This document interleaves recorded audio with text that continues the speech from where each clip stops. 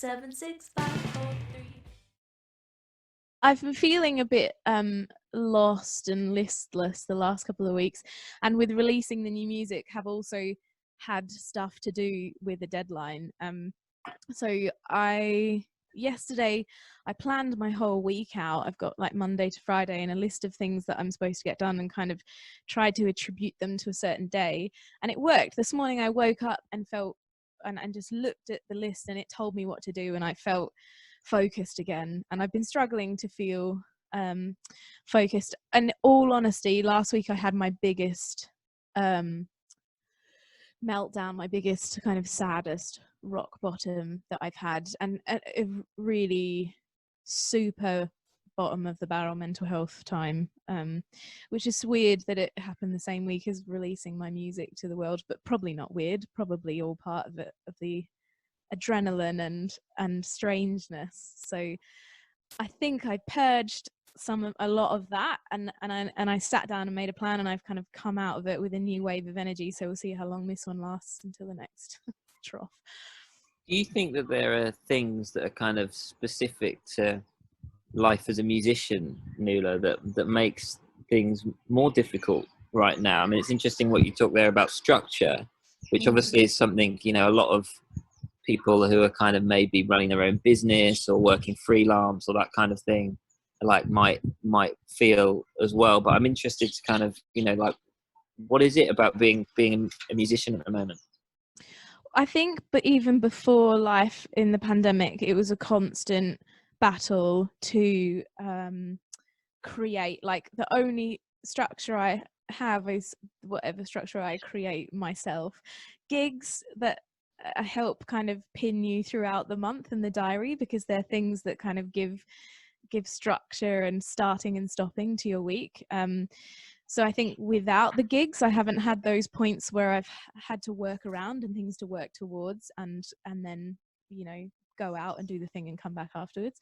So it was already a battle to structure my work, and it's also one of those jobs that is never done. Being a musician, the to-do list, you never tick everything, you never finish all the tasks, because there's always something to move forward and do next. And I think that can be, by the nature of the job, hard to, and just as I'm saying this, I realized that I didn't do it last week, it can be hard to mark achievements, because you feel like you're never done and you're always looking like, what's next. And when the first single came out, Slow Down, I did actually make a toast with my partner, and we obviously had the single launch gig, so that was a nice moment to celebrate. But I kind of forgot to do it last week, so that maybe we should do it now. Cheers. Cheers. Cheers. Well Cheers. done. Well done with Head Undone. Yeah, Yes. Congratulations. That idea came very early, so I got really anxious about coronavirus like well before the lockdown started, maybe like nearly 2 weeks before, and I fully freaked out, and I said to my partner, we need to do some bulk cooking in case we get sick. And I kind of went through all that anxiety quite early on, and I knew really that my work was going to be cancelled, but we weren't getting that confirmation for a couple of weeks.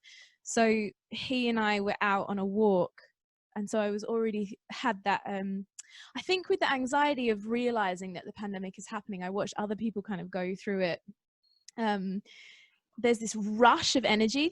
It feels like, you know, when you break up with someone and there's this huge kind of the hole in your life and it hasn't happened yet, but you know it's going to happen, and you have this rush of energy, like fill the space.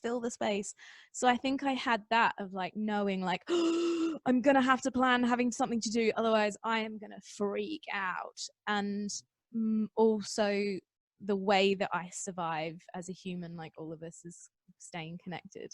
So yeah, we were out on a walk and talking about like, what am I going to do? I'm going to be at home all the time. What do I want to spend my time doing?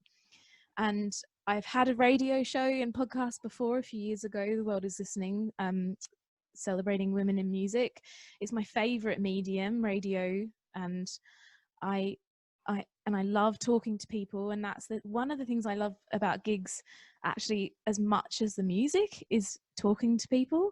I just love talking to people, and so it just kind of shone through as this idea, this podcast, and then we just had a hilarious time Coming up with the name.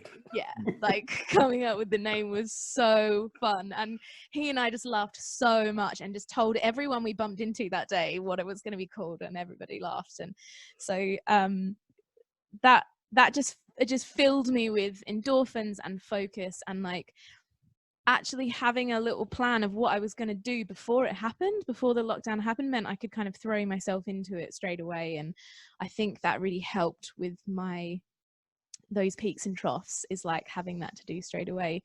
And it surprised me how much the podcast is helping me navigate my feelings. Let's look at the kind of positive side of it, because presumably you can put even more of your effort into how you're going to release the album. You've been really quite coy with me every time I've asked you questions about when is it coming out, what's it called, all this sort of stuff. So you've obviously got some pretty big plans in place. I don't know. Yeah, I have plans. I don't know how big they are. I think because I think I've been coy because I've done things very back to front. So we recorded a couple of singles last summer, and I had thought we would release those singles last year and then record the album and release. I don't know why, but it's how I planned to do it.